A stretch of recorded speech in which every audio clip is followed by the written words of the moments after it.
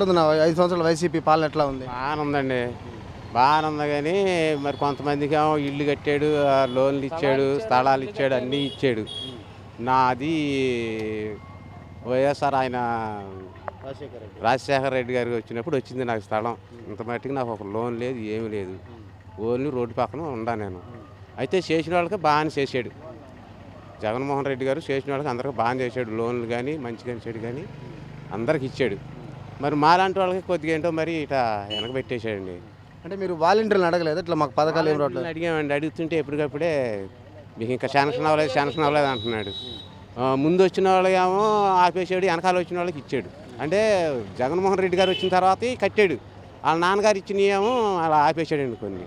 అది ఈసారి గుడివాడలో ఎవరు గెలవచ్చునా? నాని గారా, రాము గారా? ఏమోనండి, అదంతా చెప్పలేము. అలా ఇదిని బట్టి ఉంటుంది అలా.